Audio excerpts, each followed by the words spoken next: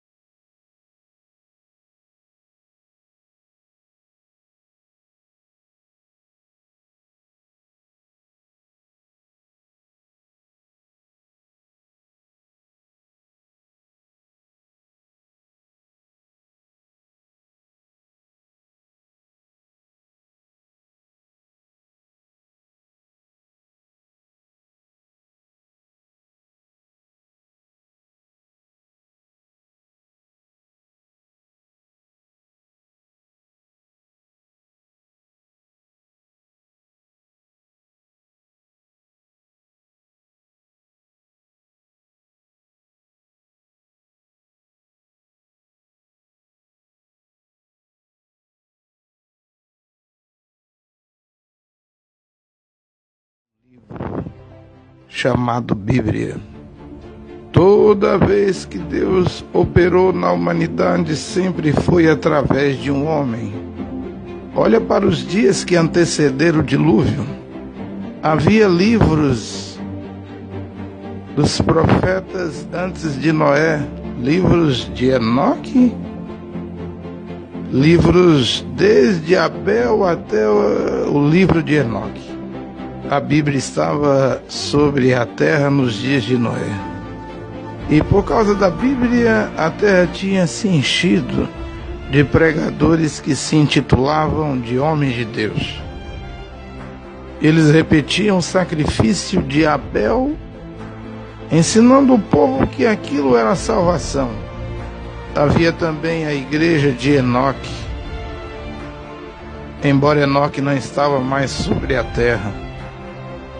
E foi num quadro como este que Deus levantou um homem chamado Noé. Quando a terra estava cheia de inimigos de Deus, que eram os pregadores de Bíblia. E Deus tratou com um homem sozinho sobre toda a face da terra.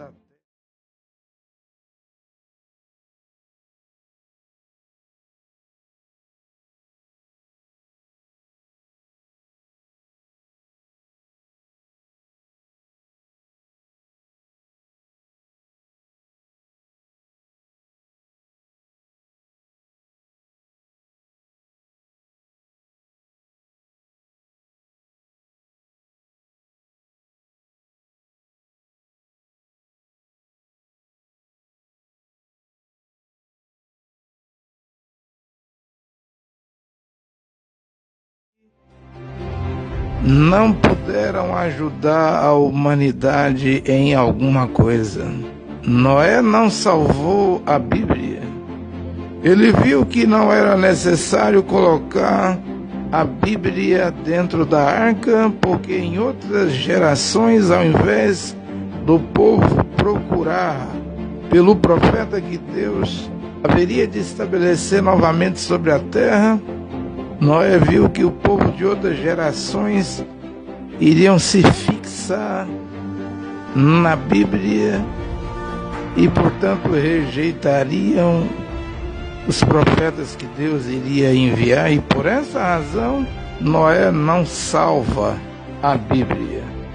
Mas Noé salvou os filhos e filhas de Deus que estavam predestinados para a vida eterna em seu tempo, os eleitos.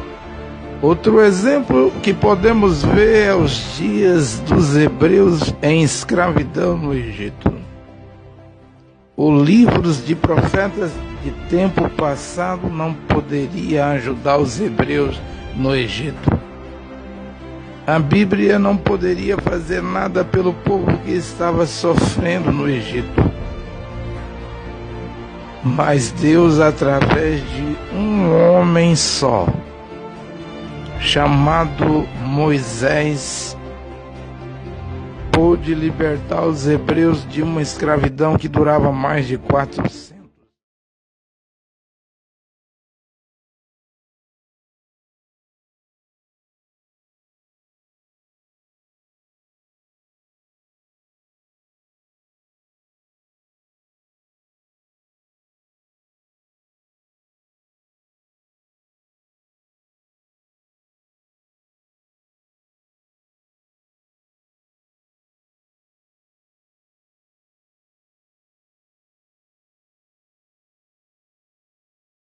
operavam a salvação e a libertação dos filhos de Deus em suas épocas.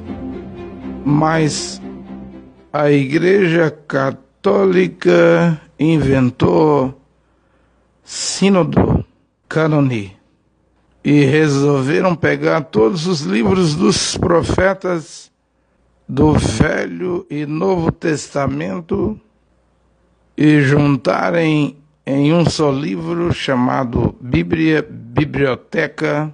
A palavra Bíblia é um derivado de biblioteca. A Bíblia não é um livro só, mas vários livros. A Bíblia é a compilação de 66 livros. E Deus nunca inspirou alguém para reunir os livros dos profetas num só livro. É um filho do diabo que teve essa ideia. E no julgamento Deus não felicitará o que fez tal coisa.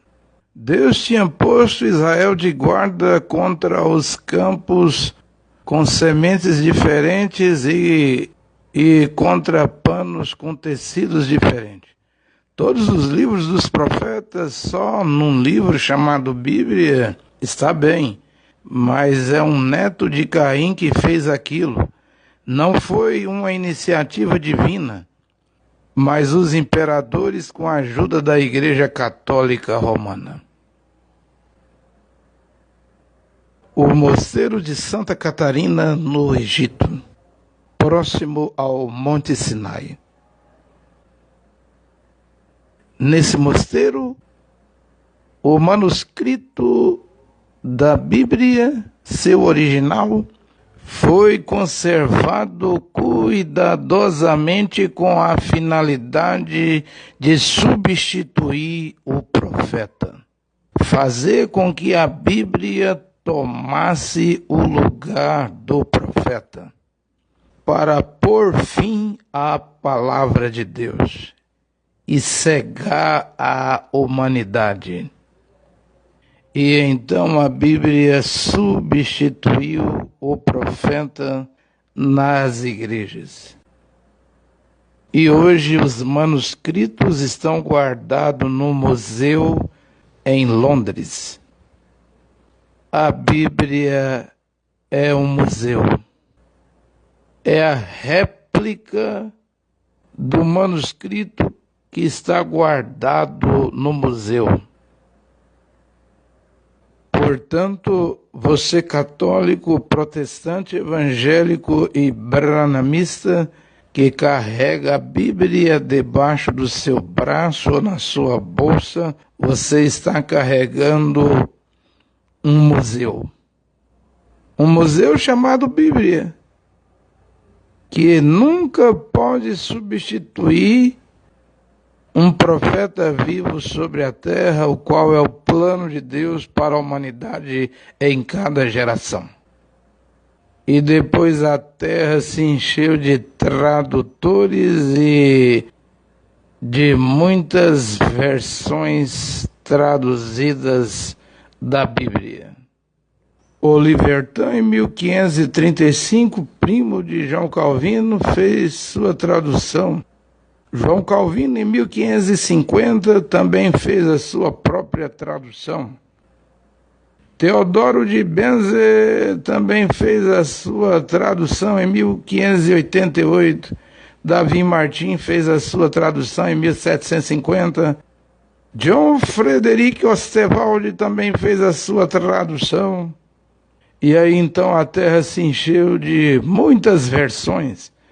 Versão Lois II, versão King James, versão Scofield, versão Thompson, e no Brasil, versão João Ferreira de Almeida. A tradução de quase todas as Bíblias que vemos vem do textos receptus, textos recebidos, a transposição latina de Erasmo de Roterdã dos textos master original com harmonização por causa das leituras públicas. E essas versões sofreram adicionamento de muitos versículos no Antigo e Velho Testamento e também alterações das palavras. Por exemplo, houve uma adição do versículo 14 em Mateus 23 para harmonizar o texto com o de Marcos 12:40. Acrescentado: é duro para ti recalcitrar contra os arguilhões. Depois, trêmulo e assustado, ele disse: Senhor, o que queres que eu faça? E o Senhor disse a ele, em Atos capítulo 9, versículos 5 e 6, a fim de harmonizar o texto de Atos 9 com o de Atos 26, versículo 14, adicionou-se o que falou o profeta Daniel. Marcos 13:14, em vista a harmonizar o texto de Marcos com Mateus 24:15, a adição de nosso Pai nos céus. E seja feita a vossa vontade, assim na terra como no céu. Mas livra-nos do mal. Em Lucas capítulo 11, versículo 2 a 4, para harmonizar esse texto com o de Mateus 6, versículo 9 a 13, em vista a adição do versículo 37 em Atos 8, para harmonizar esse texto certamente com Atos 16 e especialmente para leituras públicas. A adição de quando não andam segundo a carne, mas segundo o Espírito, em Romanos capítulo 8, versículo 1, que perigosamente coloca o esforço do homem acima da graça de Deus. A adição de no céu o Pai, a Palavra e o Espírito Santo, e esses três são um só. Há três que dão testemunho na terra. Em 1 João capítulo 5, versículo 7. Isso não é apenas falso, mas também a presença dessas testemunhas no céu é a confusão sobre a quem elas dão testemunho no céu e com que propósito. Vocês veem? A adição de contra eles, em verdade, vos digo que o destino de Sodoma e Gomorra será mais suportável no julgamento do que para aquela cidade. Em Marcos 6, versículo 11, em vista à harmonização, esse texto de Marcos com o de Mateus, capítulo 10, versículo 15. E, portanto, todas as Bíblias que foram inspiradas por esse famoso manuscrito copiou a maioria dessas adições de acordo com a sua ignorância ou acham isso normal. E com esses adicionamentos e as alterações das palavras do manuscrito original, que vocês ainda verão, o diabo conseguiu se esconder dentro das falsas versões da Bíblia.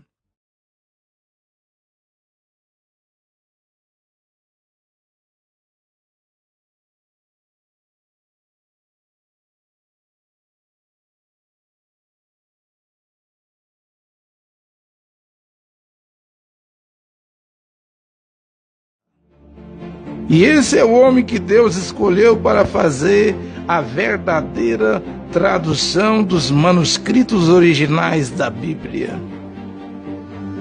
John Nelson Darby. Quem era ele? Ele era de origem irlandesa, como William Branham e Columba. Depois de fortes estudos da lei na Universidade de Dublin, na Irlanda, ele termina como um advogado antes de desistir para seguir o Senhor. Como John Wesley, em 1725, ele foi diácono de uma pequena igreja anglicana em 1825. Depois pastor no ano seguinte na região de Wicklow, na Irlanda, antes de demitir-se depois de vários desacordos com os seus superiores. Depois de estudos intensos de advocacia, a única coisa que Darby estudou foi a língua. Assim ele podia falar o hebreu, o grego antigo como a sua língua materna. Estudar línguas não é teologia. Depois disso, seu amigo G.G. Bellet, também um advogado, juntou-se a ele. Doravante dependeu unicamente do Espírito Santo. Darby começou a pregar nas aldeias e campos da Irlanda, atravessando a Europa, a Ásia e a América, condenando a organização da igreja, a presidência da igreja pelo homem, a luxúria e a teologia, e demonstrando já que Jesus Cristo é o Jeová do Antigo Testamento, chamando todas as igrejas para regressarem às fundações dos apóstolos e dos profetas. Darby falava inglês, francês, hebraico, grego, alemão e italiano. E ele traduzia o Novo e o Antigo Testamento em volta de 1859, antes daquela que Lois II traduziu pelo pedido da Companhia de Pastores de Genebra. A versão Darby excede a versão de King James, a do rei Tiago. Quando o rei Tiago da Escócia ocupava o trono da Inglaterra sob o nome de James I, ele pediu os 54 melhores intérpretes de Londres, tanto pagão como religiosos, para fazerem uma tradução que ostentava o seu nome, uma maneira de ganhar os favores dos cristãos. É como se ele desse para todo mundo uma excelente tradução da Bíblia chamada versão Fidel Castro, ou mesmo versão do imperador Boxar I. Mas todas essas coisas são obra da teologia. Mas John Nelson Darby não era um teólogo e não estudou teologia, sendo, portanto, a providência de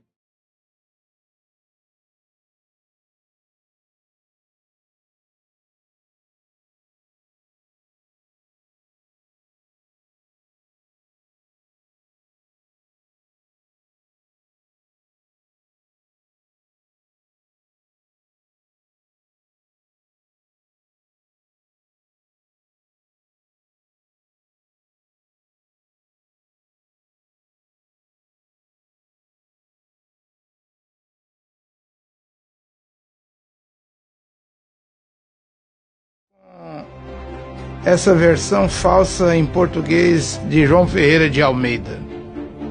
Em Mateus 24, a letra C de falsos cristos tem que estar em letras minúsculas, porque isso não é o verdadeiro Espírito Santo, mas espíritos de adivinhação que poderiam atuar como Espírito Santo.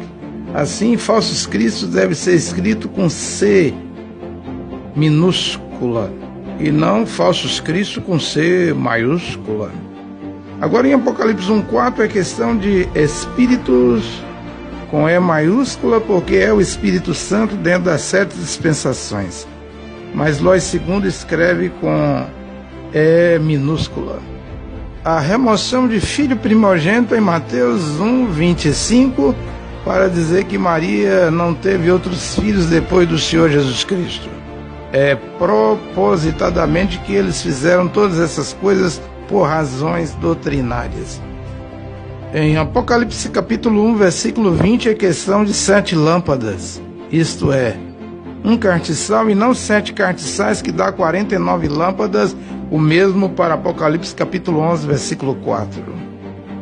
Todas as falsas versões dizem 7 cartiçais, e um cartiçal sozinho tem 7 lâmpadas, sendo que 7 cartiçais, 7 vezes 7 dá 49 lâmpadas.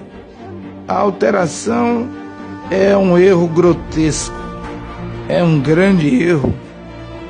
Em João 17:11, Darby diz: eu venho para ti, e não eu volto para ti, porque o Pai está nele.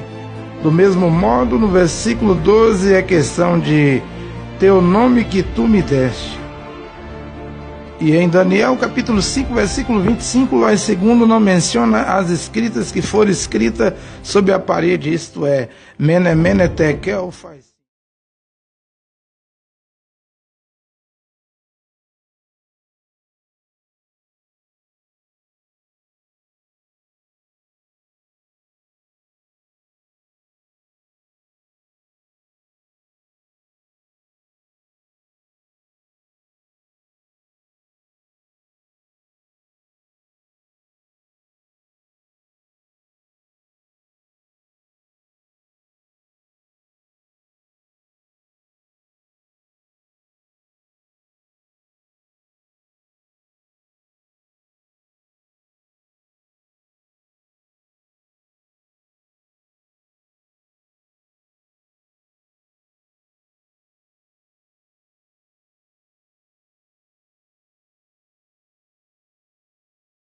coisa. E em Gênesis 4, 23 e 24, o teólogo Lameque interpretou isso em seu favor a fim de derramar o sangue como seu bisavô Caim. Mateus 11, 23, Ardes não é necessariamente a moradia dos mortos, porque há por um lado Ardes, que é o lugar do tormento, e por outro lado o seio de Abraão. Em Hebreus 13:17, Lóis II diz: obedeçam os vossos líderes e tenham por eles o maior respeito, porque eles velam sobre as vossas almas. Mas a Bíblia verdadeira diz que só existe um que vela sobre as nossas almas e também sobre as almas dos nossos líderes, e esse é Deus. Portanto, a verdadeira tradução é quem vela sobre as vossas almas, mas quem vela pelas vossas almas. 1 Coríntios capítulo 11, versículo 15 termina com um ponto parágrafo, não um ponto de interrogação, para concluir que o cabelo longo é o véu da mulher. Os comitês que revisaram Lóis II reconhecem isso. Em Romanos 16:1 não é questão de diaconisa, mas criada. O versículo 2 mostra isso. Esta mulher estava em auxílio dos santos. É isso que ela fez. Apocalipse capítulo 12, versículo 18 é a parte do primeiro parágrafo, o versículo do capítulo 13. E não é ele levantou, mas eu levantei, porque não é questão do dragão, mas de João. E hoje nós estamos na meia-noite de Mateus 25:6, e ao profeta Cacu Felipe foi revelada que a Bíblia do advogado João Nelson Darby é a Bíblia da noiva desse tempo da meia-noite. Mas hoje a terra está cheia de Bíblias e traduções falsas, e a Bíblia dividiu os humanos, fez uma grande divisão na humanidade. Hoje cada igreja já faz a sua própria tradução. A Bíblia das Testemunhas de Jeová, a tradução do Novo Mundo, a Bíblia dos Mormons, e da mesma maneira as igrejas evangélicas, cada uma vem fazendo a sua própria tradução, continuando então assim a grande divisão que está instalada na terra. E se a Bíblia não vos ajuda a reconhecer o vosso dia de visitação e a mensagem de Deus para a vossa geração, então é inútil ter.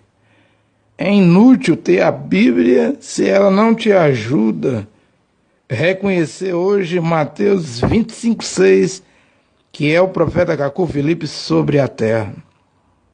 Como era inútil para aqueles sacerdotes, fariseus, saduceus terem os rolos dos profetas do Antigo Testamento e recusarem a João Batista. Do que adiantou ter aqueles rolos e recusarem, rejeitarem Isaías 40, versículo 3, que estava diante deles, o qual era o profeta João Batista?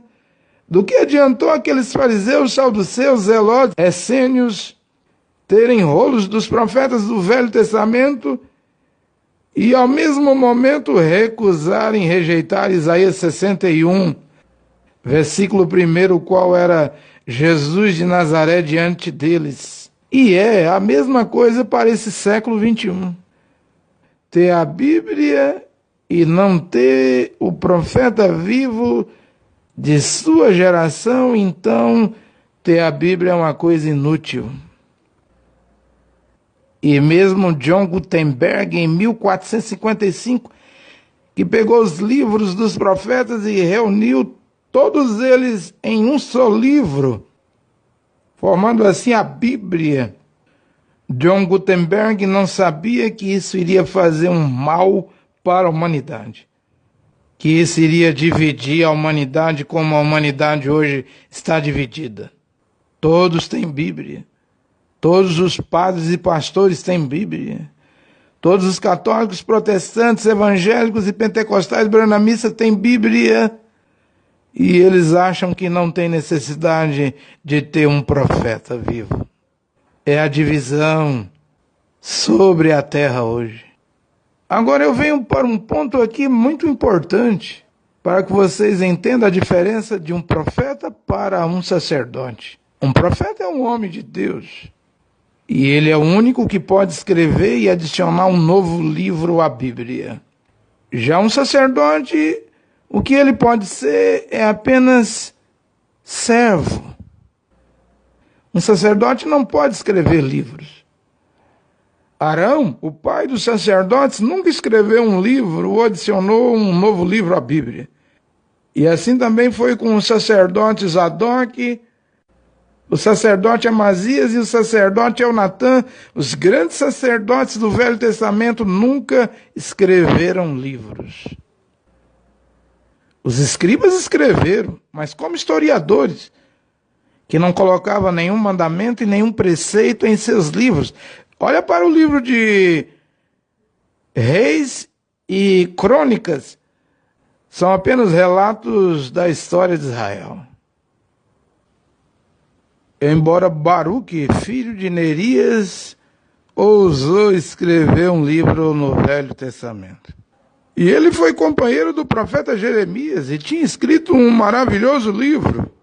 Mas esse livro devia ser queimado em Atos 19:19, no altar que Paulo ergueu ali. Porque ser companheiro, ou filho, ou discípulo de um profeta, isso não vos dá direito de escrever um livro, e por melhor que seja esse livro, devia ser queimado sobre o altar de Atos 19:19.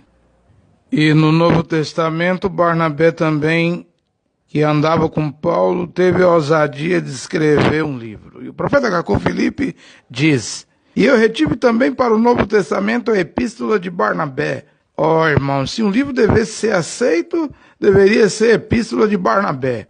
Barnabé foi uma referência do cristianismo e fez numerosos milagres que era necessário salvaguardar, e é a ele que coube a honra de apresentar o apóstolo Paulo aos cristãos.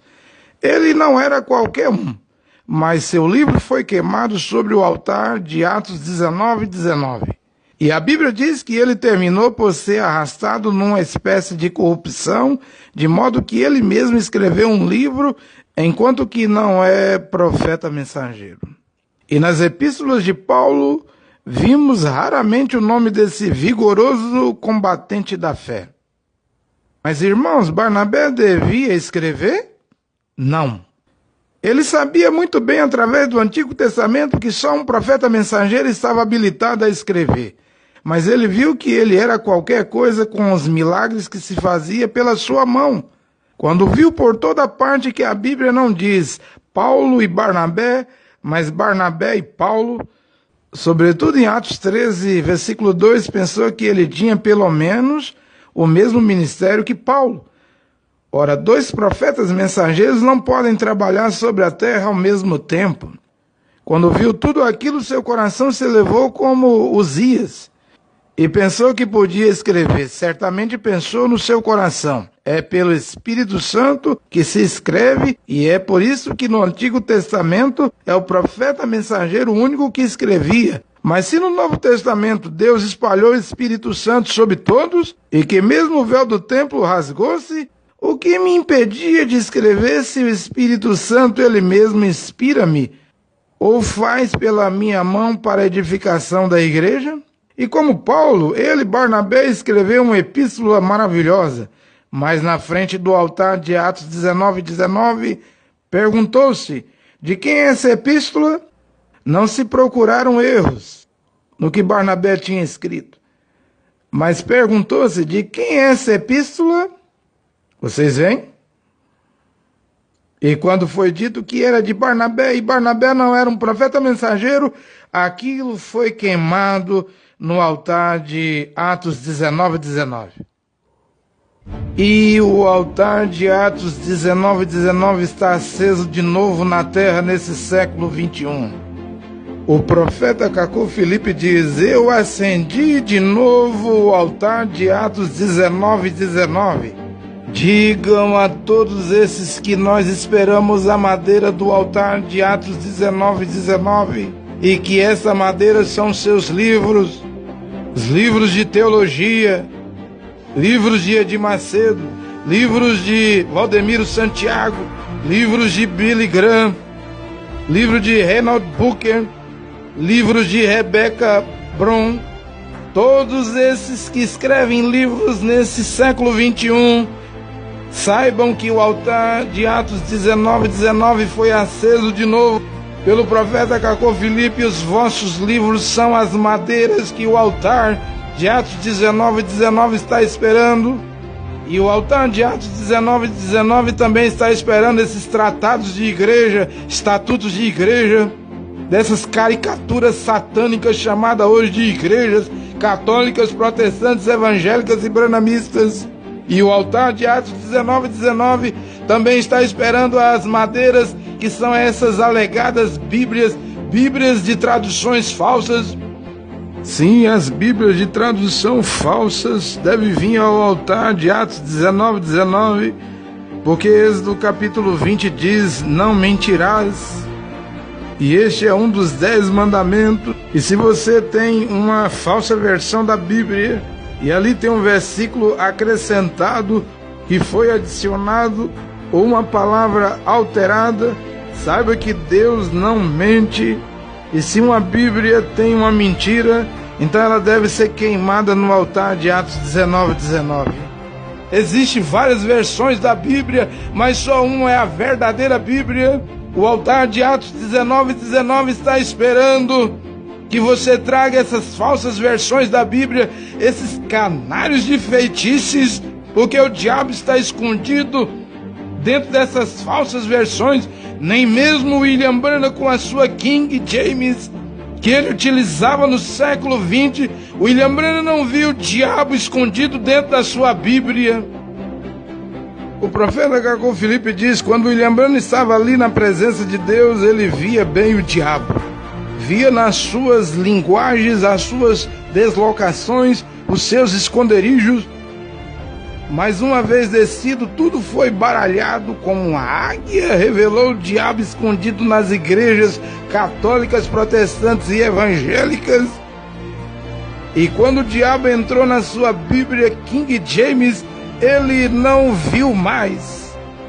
De repente tudo estava baralhado e ele levantou, agitou-se, escavacou tudo, mas não havia diabo. Ele tinha levantado, tinha agitado e tinha escavado tudo, incluindo o púlpito, exceto a sua Bíblia King James. E Deus chamou e adormeceu também como eles. Mas como um profeta de Deus, o profeta Cacô Filipe queimou a Bíblia King James na Costa do Marfim. E o esconderijo que o diabo estava escondido, que são as falsas versões da Bíblia, foi desvelado, foi descoberto. O clamor da meia-noite soou. Que Deus possa abençoar seus filhos e filhas nesta geração, que os olhos dos filhos e filhas de Deus sejam abertos e que esta revelação te alcance. Amém.